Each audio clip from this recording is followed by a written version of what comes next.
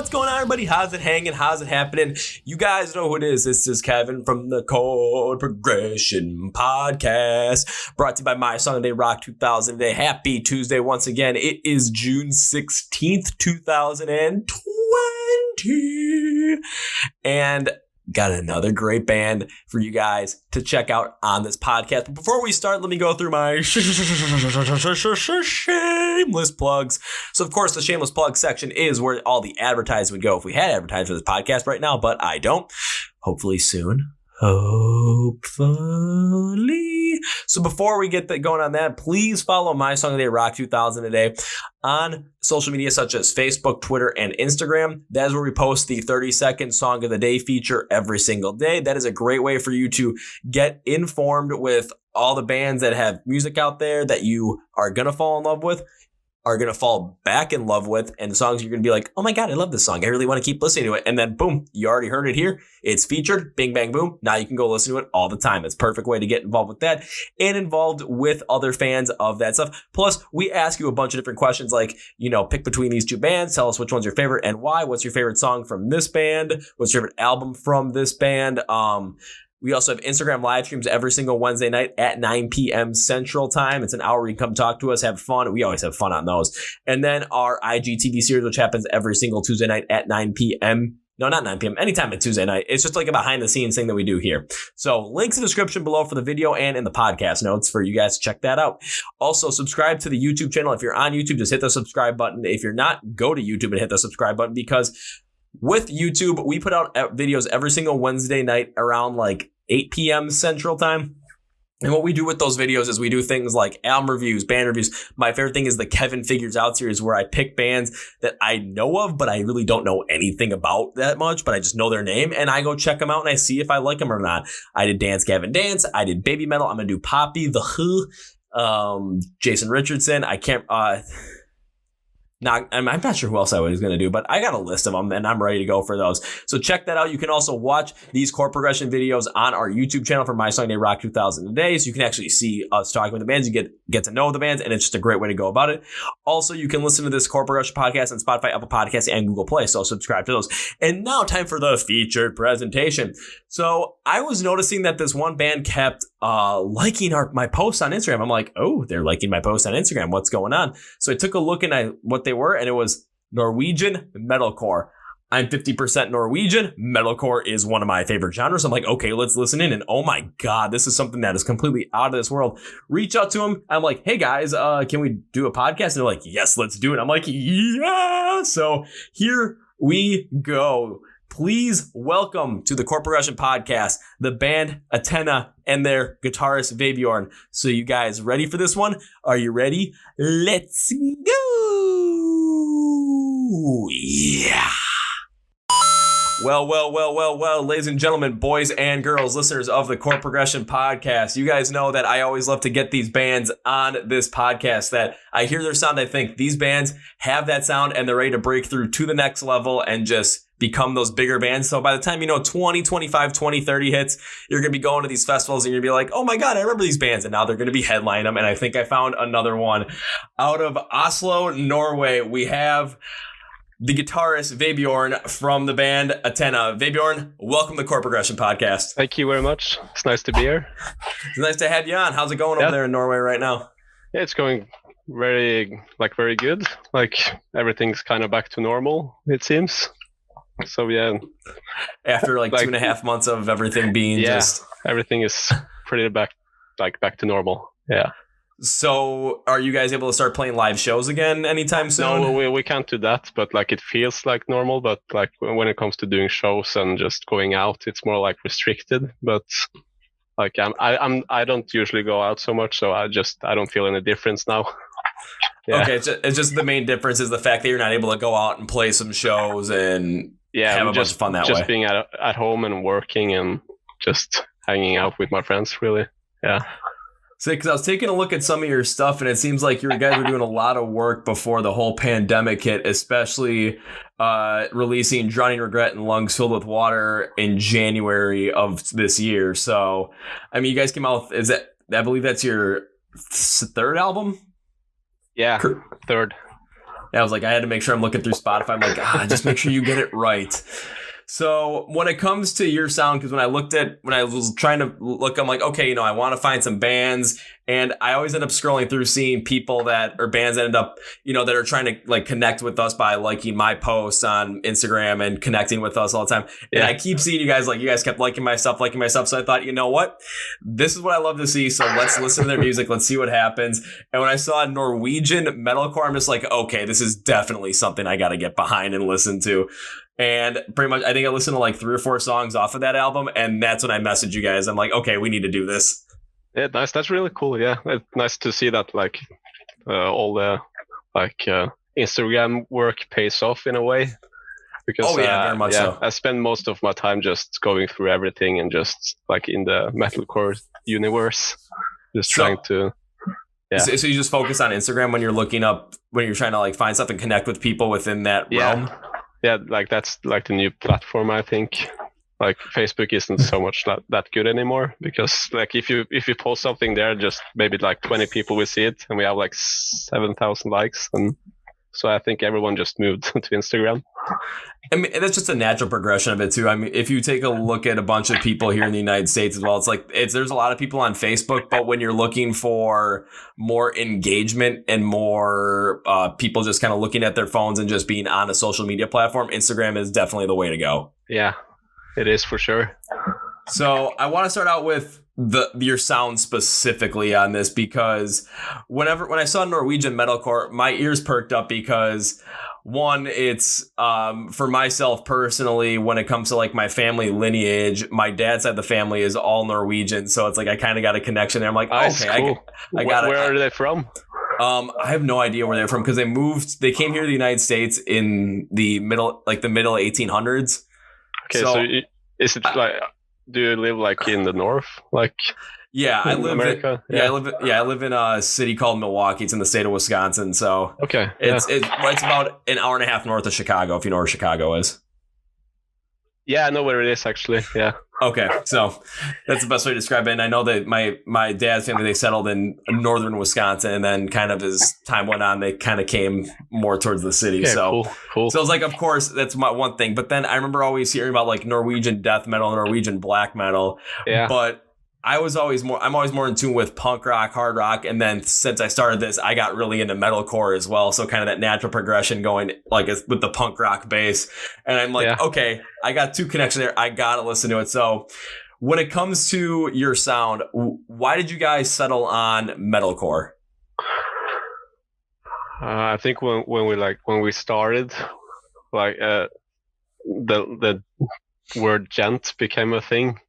Oh, okay. That's like 10 years ago, and we had like bands like Vebjorn, if you know about that band. Yeah, Monuments and all those kind of bands, and we wanted to be like sound like them, but like we weren't that good, so we just sounded more like black metal with 8 strings, and then we just kind of progressed to metalcore because we mostly just like all of us just listen to like metalcore and just want to do metalcore because that's not like a normal thing here up in like Norway and Scandinavia. Like it's starting to become a thing here like now, but like when it comes to metal and that genre, we kind of like we're like some years behind, like from like America and England and Europe.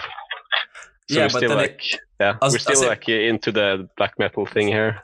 Yeah, but then you're years ahead of when metalcore finally comes to the Scandinavian area. Yeah, I hope so. I mean, I hope so too, because it was once I started getting into metalcore, I'm like, okay, it's been around, because I just finally got into it at the beginning of 2019. I'm like, okay, so it's definitely been around for a while, because some of the bands I'm like, okay, I know of this band. I've seen this, I was like, Killswitch Engage. Like, I've seen Killswitch Engage before I started getting into the whole entire scene. I'm like, okay, here we go. Like, I know some of these, but then I'm finding pockets of different metalcore scenes in Europe right now that are not as prominent, but it's just like, it's really good. And Italy is one of them, especially northern Italy. Yeah. And now I'm like, I found you guys, and I'm thinking, okay, Norway's definitely got something going on here with metalcore. It's starting. Yeah, it kind of starts here, but like I don't know so like that many bands who does metalcore here, because Like when you play metalcore in Norway, you're kind of like a clown to like the general metal scene. Like I don't know what to call it in English, but yeah, because it's not that true. Like as black metal or death metal or like the old school metalheads. Yeah, because it's something different. Yeah. So it's kind of shunned upon, if that's the right word. Okay, yeah. I mean, I'm not sure if it's if you're thinking about like the absolute perfect word for it, I'm not sure if that's the perfect word for it. However, I do totally understand where you're coming from with it. So it does make a lot of sense. However, one thing you always have to think about too is there was probably a point where black metal and death metal were kind of looked upon in the same light as well. However, then people started to get into it and all of a sudden now it's the biggest thing. And it might slowly change that way because over time things are going to change. You never know. All of a sudden metalcore could become the biggest thing in Scandinavia and you could easily be at the forefront of all of that. Yeah. Like I pretty much agree. Like there's a lot of like really good bands like coming from Scandinavia now. But like I still think like Norway is kind of behind on that because there's a bunch of good bands from like especially Sweden and Denmark. But like I think we're like the metal scene here is trying to like be a part of that. Now I think we're like going in that direction, I hope. Yeah, just give it some time. I mean, in time something like that easily could happen. You never know. Yeah. So when it comes to listening to metalcore, because it's like you were saying, you kind of started out with different aspects and then kind of just got to metalcore because that's what you guys enjoyed playing the most. When it comes to metalcore itself, what bands right now are you and the rest of the members of the band really listening to? I'm always curious just to see kind of where everyone who's making music as well is also listening at the same time. Yeah, I listen to a lot of like metalcore, like Knocked Loose, and I don't like. There's so many bands, but like I listen to all like the big metalcore bands from USA and Britain, and mostly like trap and hip hop from Norway. So it kind of goes in that. And for the rest of the guys, I'm not so sure. Like we pretty much just listen to anything that's cool. Okay, but because you also say you're listening to some trap music and then some hip hop from Norway as well. And one thing I'm always curious to find out is with what you're listening to outside of metalcore. So like what you said with trap and what you said with hip hop, are certain aspects from those specific genres and subgenres, are they kind of, when you're writing music, do certain aspects of those genres come into when you're writing music and kind of include some of them in your style? Yeah, like 100%. Like if I could like start again, I would try to like to just like modern trap music and all that. But like we've been playing for so long, and like it's hard to like get an audience. So we try to incorporate like things we like now into the music, rather than just start again because it was so hard to get any attention for like 5-6 years. Yeah, but one thing you have to remember too is every band kind of starts out at that point as well, where there's like you're not getting any attention no matter what, because everyone starts out at zero. I mean, even for this stuff too, I started out with absolutely nobody. No one knew who I was, and all of a sudden I'm like, okay, I'm interviewing all these different bands all over the world. I'm absolutely loving it. However, taking a look at some of your stats right now, I mean, on Spotify right now, as I'm looking at it right now, monthly listeners, you're at 32,430 right now a month. So still, I mean, that's pretty damn good. And I can see where you're building up with that with your audience. And even when I listened to Drowning Regret and Lungs Filled with Water, listen to that whole album, I mean, you could tell metalcore was there, but I could also tell that there were some other aspects that were being included in the music on that, specifically like hip hop. And just because of a little bit of a different sound in there. And I kind of wanted to bring that up just because I wanted to see, was that a big influence when writing this album to kind of mix more things in with the metalcore sound? Or was it just something where you guys are writing it whatever you felt like writing at that given moment? It's like, okay, we're just going to go with this and we're going to give this a shot and see what happens. Yeah, I think like the main goal with that record was like have it sound like a kind of like a movie, like have a like big, like massive, like theatrical parts and make it very dramatic. Just very like cinematic feeling to it. That was like the main goal. with that album. Just try to get it to sound like really mature and have a lot of emotions in it. So, and we incorporated like a lot of like trap in the background and like violins and all that stuff to make it sound like really big. Yeah, I did get that as well, especially because one thing I always like to do is I always like to go, because like I always like to do a deep dive into at least a couple of songs, because I'll do album reviews as well where I deep dive every single song, go into it just to get a full review. But for a podcast, I'm like, okay, I want to at least get into some of these, so I'll get into some of them. And taking a look at the one that's on the top of your Spotify chart right now, which is No Hope for Miscarriage, which is off of Drowning Regret and Lungs Filled with Water. Because I looked at that, I took a deep look at that one, and what you were saying, kind of what we've just been talking about the past 5 minutes, really stuck out, because I looked at that song and I always took a look at it. I have like put like an overall aspect on it after I go through it deep, and I was looking at it. It just made so much sense. I'm like, overall, this song hits different because the underlying instrumentals, they create this lighter feeling that like hip hop and classical influences you. So I can tell where that hip hop influence is coming in right there. And like their higher tuned guitars really play off well and kind of bring out that lighter sound. But you kept the heavy drumming in the back because it allows everything to blend in so well. So when I was looking at that, I'm just like, okay, this is definitely something that's different that I really haven't heard in the metalcore scene, because I found one other band that kind of has that lighter style to it. But it just worked out incredibly well because you're contrasting a more like lighter hip hop kind of style with the metalcore and a little bit more higher tuned guitars. But the heavy drumming in the back just played the contrast game real well, and it just mixed really well together. That's true. So I like what you said, like that you heard all of that. So yeah, you kind of nailed it. I'll say like when I deep dive into some of these, like I really go into them and I just try and look at and see exactly what I have. But it seems like it's like if looks like I'm reading off a note sheet, because I type it out because I don't want to forget when I go through this stuff, like because all of a sudden like I don't want to forget everything I thought. And well, because also not only that, but another part of the song is, of course, there's vocals in there as well. And one thing I thought was interesting was that the vocals on this one, because especially in metalcore, I'm always expecting to hear those unclean screams somewhere in there.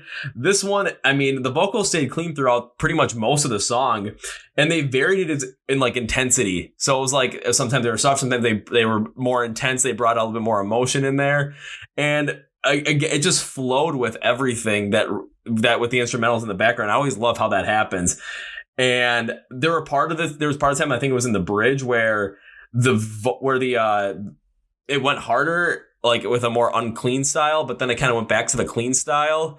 And that unclean style, it stuck out so well to me. But then when it went back to the clean style, I thought, I kind of wish you guys would have kept it unclean throughout the whole entire thing. That's just my opinion, though. Yeah. So don't be like, oh, I'm trying to like bash you. I'm just giving you my full on opinion. Okay. And it's just because of how well the rest of the sound and the unclean vocals were contrasting against each other, that I always love it when they're completely opposite, but they work so well together. And on the bridge, it worked really well together. And it was just overall a good song with a different feel to it that I really hadn't seen at all really this year. So I was like, damn, thank you very much. Here we go. Thank you. So I kind of want to go a little bit deeper into that song because taking a look at it, I mean, I even with that like in the intro too, you had this like real ominous piano intro to it that really had that theatrical feel to it. So we were trying to have that movie kind of feel to your music. I mean, right from the get-go on that track, it is felt. So what was it like writing that song specifically, especially because taking a look right now, I'm gonna go back to Spotify for this one. I mean, it's not your most listened song overall, but right now it is in the top of your like your top 5 most popular tracks. Yeah, it's on the top right now. So what was it like writing that track, and what was the inspiration behind it? Like I think the inspiration is like I like to watch like movies and like big production, like things that cost a lot of money, like art that costs a lot of money to make, but like I don't have the money to make a movie or hire a choir and all that. So we do a lot of sampling to try to have that huge vibe to it. So like most of the orchestral stuff and all that it's just sampled, and then we just make the instrumentals over it. And like the hard part about like doing that is like there's only so much that you can add into the song, because you can't like hear everything. So like that was the hardest song to like produce and mix, because there's so many layers on top of everything. So it's like really hard to get the song to like punch, and that I have that like massive vibe to it, like so you can hear everything. So that's like how we went about like making that track, just have it sound like massive and epic. Yeah, and after listening to it, I mean, you guys really did hit the nail on the head with that one, especially from the start with, again, that more ominous piano. It really does start that out on that same kind of style. But then as it goes along, it has a brighter sound to it. It just, there's so many different layers to that song. I love how you kind of like were talking about how it was the most difficult to produce because there's so much going on there. But as you listen to it, you can tell that there's so many different layers going through each and every song, or each and every part of the song as you go along. So it definitely was something that just stuck out. Yeah, thank you very much. And now he's got to make sure a lot more people listen to it. So I'm trying to pump it up, so it's like, yeah, whoever's listening to it, go to Spotify, search up Atena and or Atena, however you want to pronounce it. I think it's Atena, but yeah, Atena. But if you're not listening, if you don't remember how to spell it, just take a look at the title of this episode. The name's going to be in there. That's true. Because I'm assuming, if they don't remember, I just don't know. Yeah. And then there's another song that stuck out to me, and it is also in your top 5, which is "Death Is All I Think About." And the first thing I want to ask about is, because one thing I noticed, especially when going through doing some research on you guys, that the lyrics are focused on more like dark episodes in life that occur. So it's more on a little bit more of the tougher side of life, things that are tougher to talk about. And then just taking a look at the last song, the name, "No Hope for Miscarriage," and this one, "Death Is All I Think About."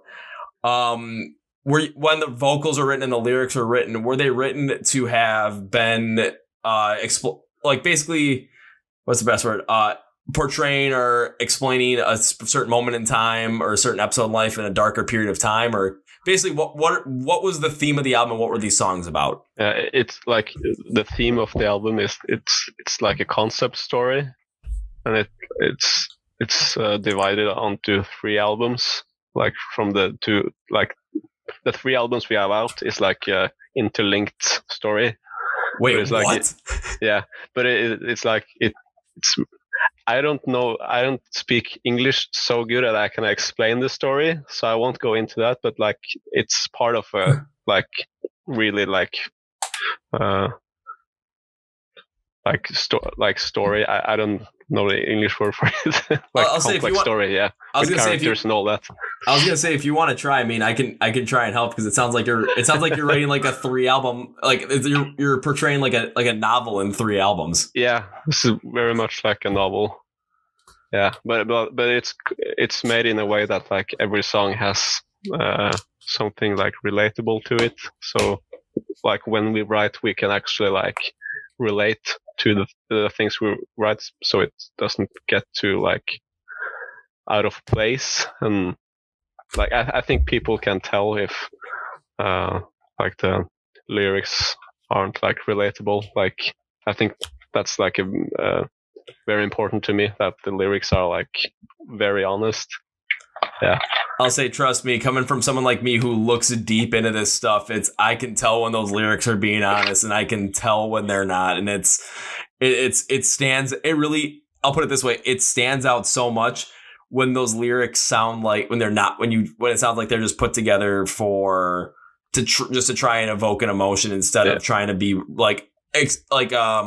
saying something or trying to be more relatable to something that happened in your life, and then people listen to it and then relate it to something that happened in their life and get a connection of it. Yeah. Sometimes they just write something just to try and basically get that feeling artificially instead of naturally. And you kind of have to have like the singer like feel the lyrics as well, and to get them delivered pretty good. Like he has to like feel them as well. So that Oh, very much so. I'm saying, I'll put it this way: if you want a prime example of that, from a different band from this year, it's Alone. Listen to the song. It's called "Above My Above My Head. It's by the band Polaris. Polaris, yeah, I listen to them a lot.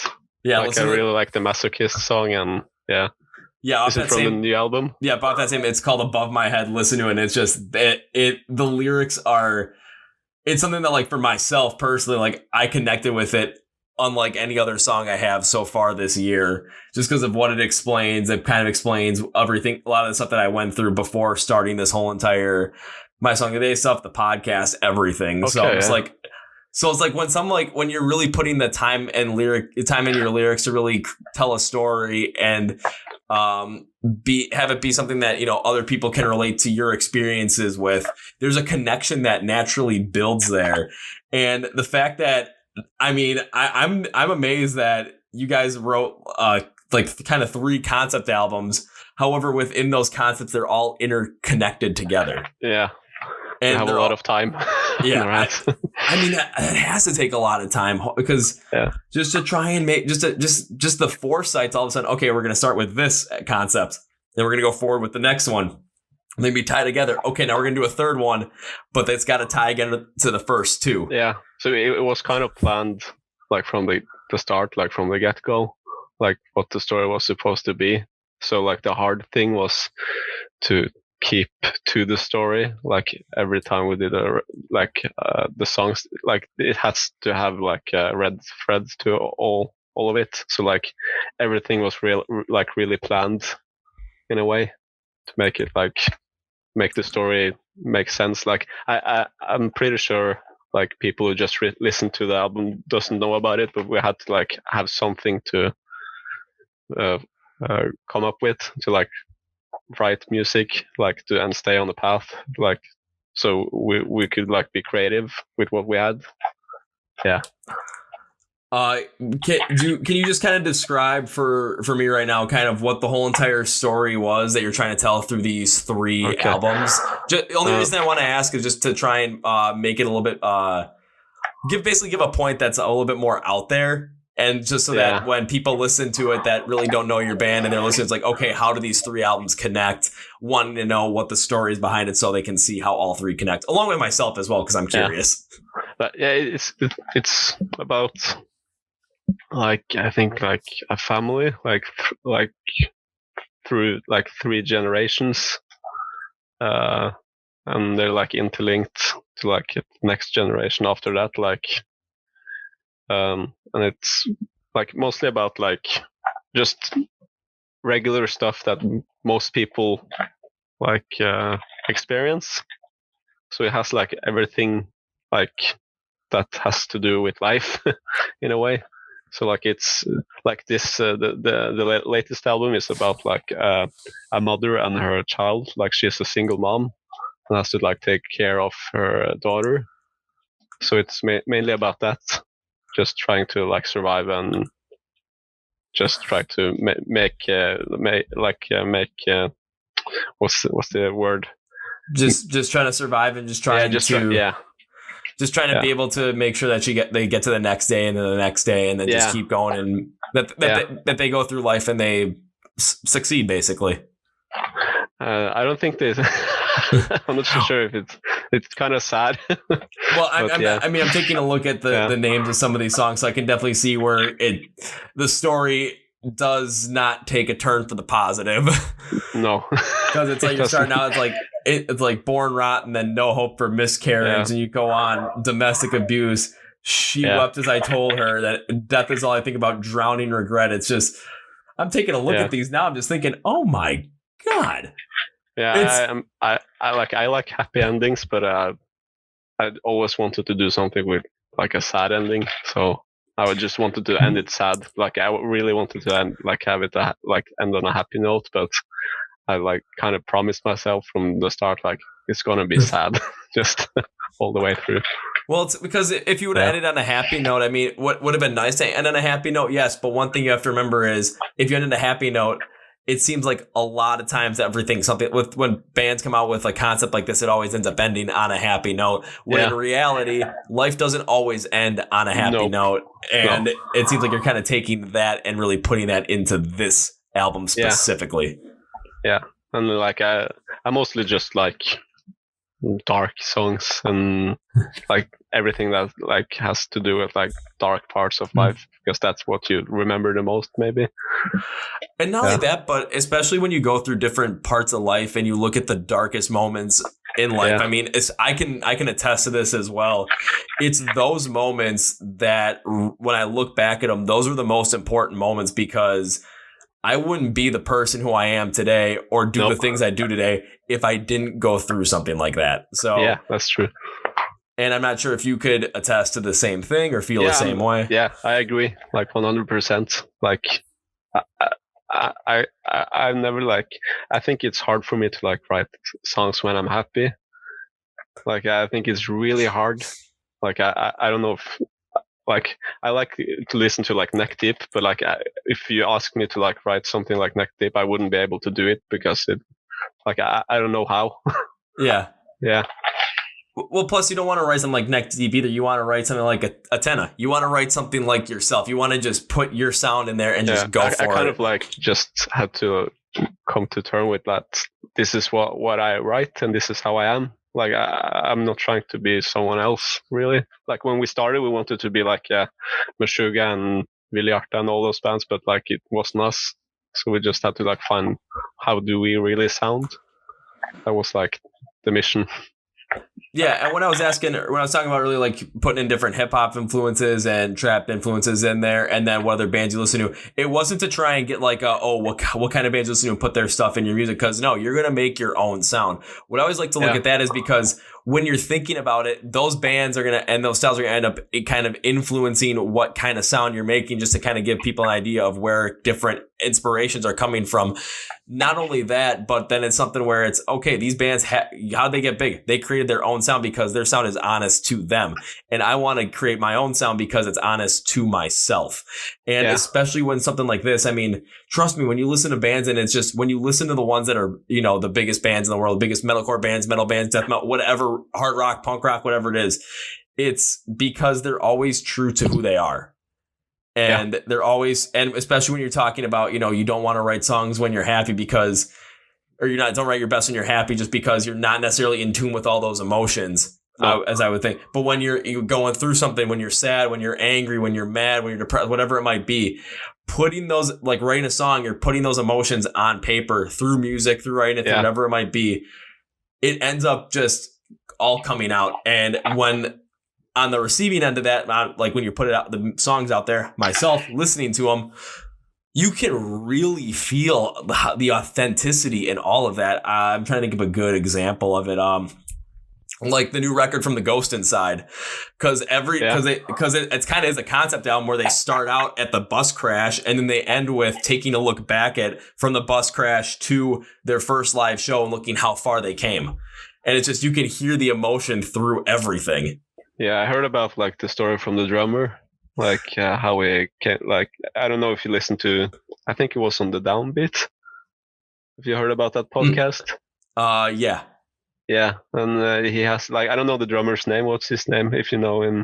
It's Andrew something. I cannot remember how to pronounce his last name. And I know it starts with a T though.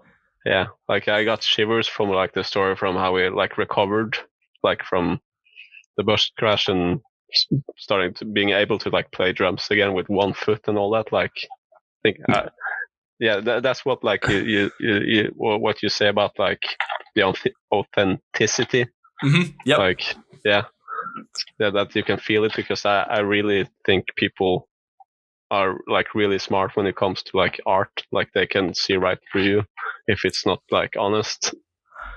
Yeah, and there have been some records that I have heard, not only just, you know, throughout my whole entire life, but even this year specifically, where I listened to them and I thought, something doesn't seem right. It just doesn't seem like, you know, you're really talking from like an honest place. Honestly, you're not. It's like you're creating something to try and create something. You're not creating something and really just taking a look and just putting out what you really want to put out there. Maybe. Yeah. And I think a good example of that is, I'll go back to last year, and I bring up this example all the time. It's the band Sleeping with Sirens on their 2017 album. It was, they wrote it with a bunch of different producers helping them out as well, changing their sound. helping them write the lyrics as well. It's just, it didn't feel right to them. So now they don't do anything with it. And then on their latest album that came out last year, everything they did was, okay, they all sat in a room together. They all wrote together. They just recorded together. They did everything on it the way they used to. And the sound is so much better and so much more relatable. Yeah. And you listen to the lyrics and they're so much more relatable because it's all about the lead singer, Kellen Quinn, from when that album came out, Gossip, to when they decided they were going to do and when they decided, okay, we're going to put out this new one, but we're going to go back to the same sound that we're going to do or that we did in the previous. And it sounds so much more authentic. It sounds so much more real. I think like a good like key to finding the authenticity is if you write something and you kind of feel shy about it. Like, I don't know if there's another word for it. Like, no. I think I know exactly where you're going with this, and shy is the perfect word for it. Yeah, like you kind of feel like you're being too honest about yourself. Like you're not trying to, like if you write music and try to like empower yourself or your ego, I think that people will see right through it. But like if you write about something that's like really personal. That like if you would talk about it and you feel shy, I think you're onto something like really good art. I think. And not to feel scared about it either, because I totally understand where you're coming from. Because when you're writing music and you put this whole entire thing out there and you're being completely honest, say it was about something that was during a very dark period in your life, and you're putting it out there, it's completely honest. And it just tells a whole lot about you, but you're scared and you're shy to put it out there because you just don't want to. You don't want to be judged. You're scared to be judged. However, I will say this though: if you put out music like that, where you're going to be completely honest about the whole entire thing, and you're going to literally put your emotions out there, the passion in the sound is going to be heard. The relatability is going to be heard and felt through so many different people because so many people have probably gone through something not the same, but rather similar. Yeah. And there's going to be a huge connection there. And then when they're when this person, a fan, whoever it might be, is trying to describe what they went through and trying to describe what it felt like, and they can't describe it through words, they can point to your music and be like, this is what it felt like. And it basically gives a tangible example to something that happened. It basically makes you feel like, makes people understand a feeling. Yeah, that's true. It's really true. So now, because I know we don't have too much time, I do want to go into a couple of things really quickly. And one is, so when you guys did release the album, Drowning Regret and Lungs Filled with Water, I keep saying the name of it because, I just want people to listen to it. So Vebjorn, when you guys came out with that album, what was the initial reception like from the fans? And what was the initial reception like from other people within the music scene? It's been like the best, what did you call it? Reception? Reception, yeah. Yeah, it was, it's been our best album yet. Like when you think about like streams and people liking it. Like the last album, people were like pretty like 50-50. But like this album, like I think most people like enjoyed it.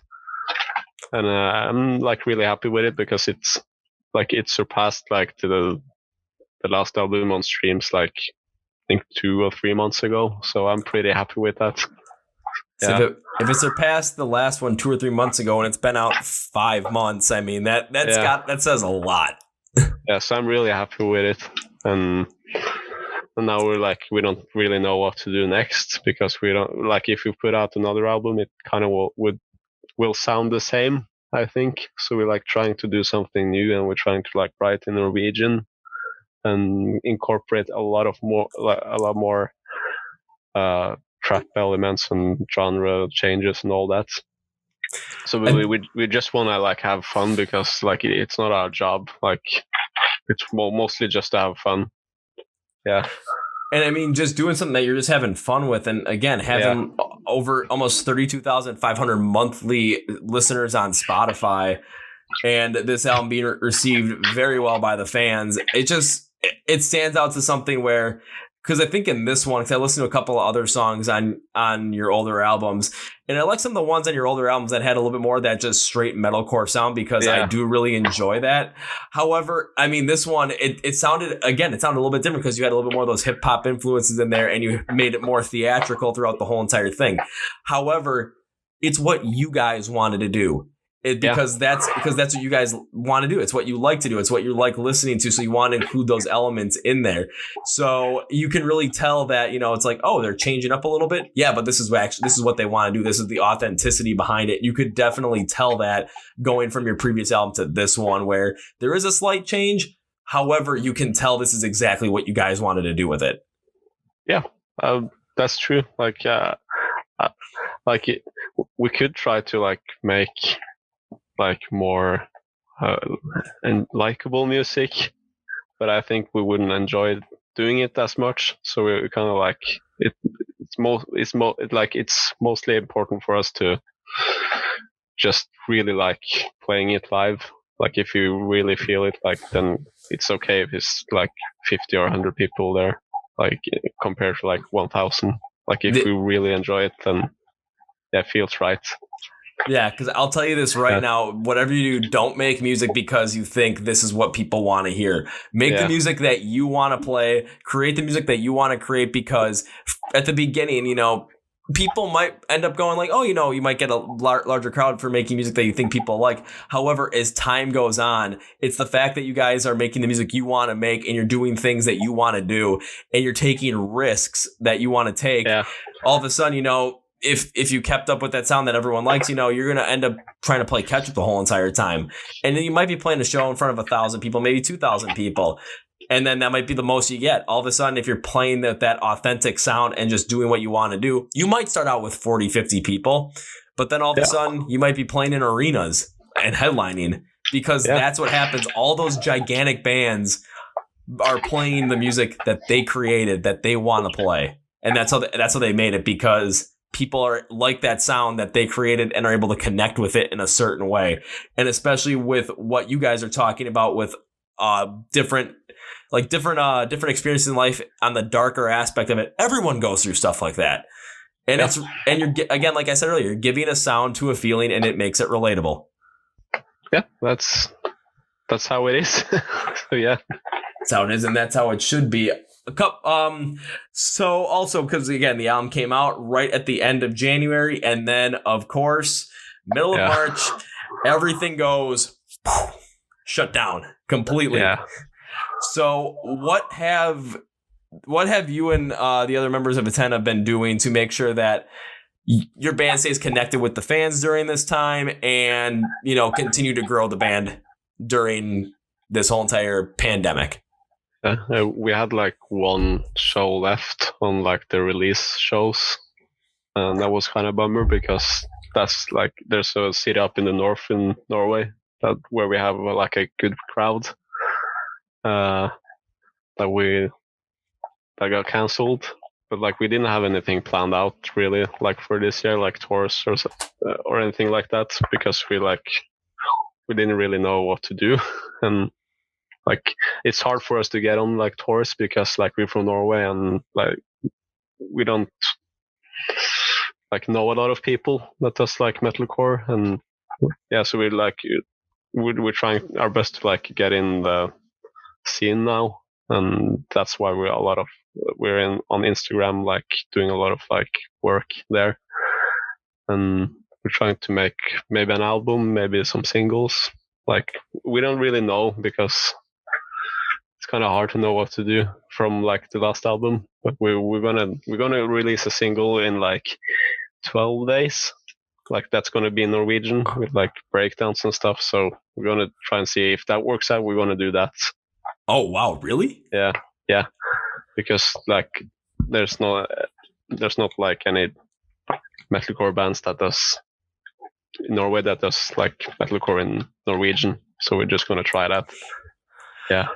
Hey, give it a shot, because you never know. It might be something that ends up really working. The thing is if you try it and you know, maybe it doesn't work out the way you thought it was, you can always look back on it and say, hey, we tried it. However, if you don't try it, you're always be wondering, I wonder if it would have worked. And then all of a sudden, say another band does it and it works, and you're like, oh man, I wish we would have done it. We had that idea first. And like when we write in Norwegian, it kind of feels more natural to us. It doesn't feel so distant because it's like it's our language.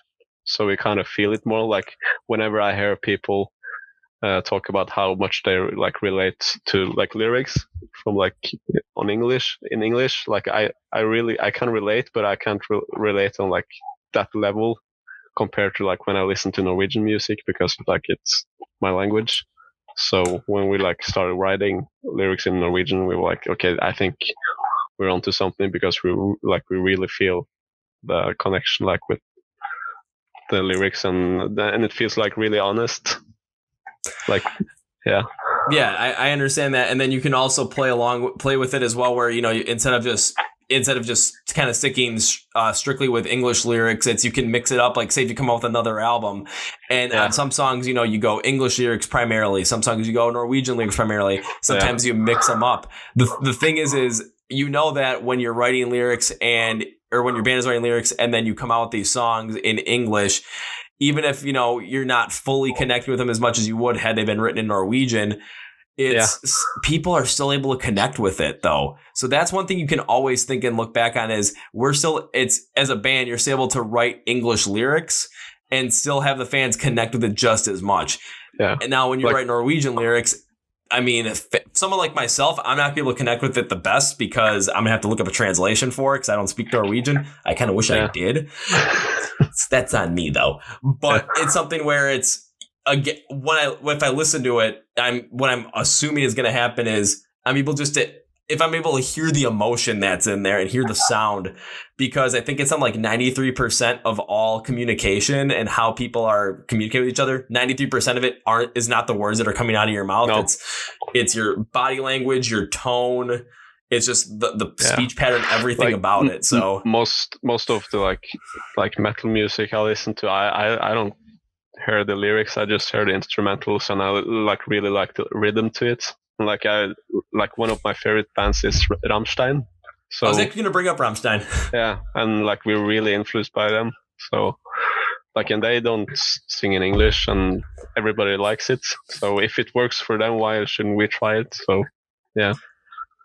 And I think it works for them just because when it's a combination of the fact that the rhythm and the beat and the instrumentals, people really like that sound, and it just really works. And that's the sound that they created. But on top of that, it's when they're singing their lyrics, it's just the vocal pattern, the speech, the tone, everything about it. If it's unclean or if it's clean, people are able to connect with it just off of that, because you're not going to be able to connect with it fully if you're not hearing 100% of the stuff that's coming out. But if you're hearing 93% of it, and that's just not coming from the words, I mean, that's still a lot that you're able to connect with. Yeah, that's true. That's I'm really hoping when that single comes out in 12 days, I'm going to be like, let's listen. And then there's going to be me just sitting on like 12 days from this recording, I'll be sitting on a pier at a lake. I'll listen to it and be like, nice. Let's listen to this. Let's get going. And you're probably, if there's some nasty breakdown there, you're going to, I'm pretty sure there's going to be boats that are passing along, and all of a sudden you're going to see me on the pier just like headbang and just, and then probably fall in the water or something. Everyone's like, are you okay? Never better. Yeah. Outside of that, because I know we're kind of getting close to that time that you said you would have to cut off. One last question for you. Just when it comes to, do you guys have any idea when you guys might be playing another live show anytime soon, or is it still completely up in the air at this point? We're trying our best to get on like tours now, because we really want to tour more, because that's what we like aim for now, is trying to tour more. So I don't know when the next concert is going to be. Like, we haven't planned anything like this year. Like, we're going to do 1 or 2 festivals next summer. That's all I know. Like, we're going to do a festival in Prague in Czech Republic. That's called Fight Fest. Okay. Yeah, and they have like a really cool lineup. Like, I think they had a cool lineup before it was postponed. So it had like Chelsea Grin and Knocked Loose and all that, those kind of bands. So that was like the first time we actually fit in. Sounds like my kind of festival. Yeah, so it's kind of bummer that it was postponed. So yeah, we're just looking forward to next year, really. Well, I'm looking forward to next year as well, mostly because I was planning on going back to Europe at some point, or in September of this year, to hop around to a couple different countries and see as many shows as possible, because that's what I like to do. But that's not going to happen this year because everything that happened. Nope. So that's being pushed to next year.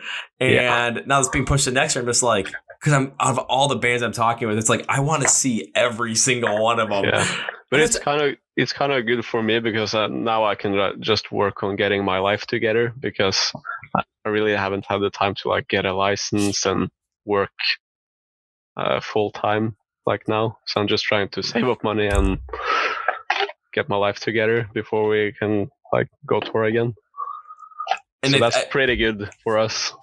And I think that's a great thing to say, because you're taking the most of this the opportunity that's being presented to yourself. You're not saying, oh, this pandemic hit and we can't do anything. Oh, we feel bad. Yeah. It's like, okay, now this hit, this is what's happening right now. What can we do to better not only the band, but better ourselves as individuals as well? And it sounds like you guys are doing that. And I am incredibly happy to hear that, due to the fact that I think that should definitely be the mindset to have, because it's just going to make sure that when stuff does come back, you're in a much better position, not only physically, monetarily, but also mentally and emotionally, to go back out there and go kick some ass on stage, man. Because I want to see you guys play, especially if they're going to be at Fight Fest next year or at any festival somewhere in Europe. If I get a chance, if I'm going to be over there and I get a chance to see you guys, there's going to be a mosh pit somewhere. If you see some guy probably, get busted in the face, giant cut over the eye, broken nose, there's might be like a 50% chance that guy was me. I would be sick. Just talk to me and I'll try to get to like a guest list. I think maybe we have something. When I'm able to figure out when I'm going to be over there and where I'm going to be, I'm just going to take a look and I'll talk. I'm going to try and talk to every single band I've talked to on this podcast and try and see how many of them I can see. I'll talk to you as well and be like, okay, so what festivals are you playing this year? Let's talk about this. Let's see if we can get connected, because all of a sudden I might bring like some recording stuff too. All of a sudden it's like, okay, before the show or after the show, talk for a quick 15 minutes, bing, bang, boom.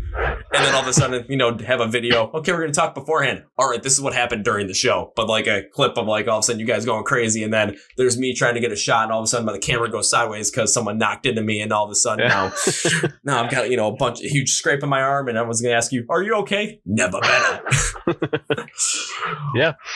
Well, Vebjorn, this was fantastic. I wish we could go longer. I understand. I know that you have different obligations though, but you know what? We might have to do a part 2 to this, honestly. Yeah, I think we should. I should try to speak English better, because I rarely speak English. But I can write and read, but I don't speak so much English.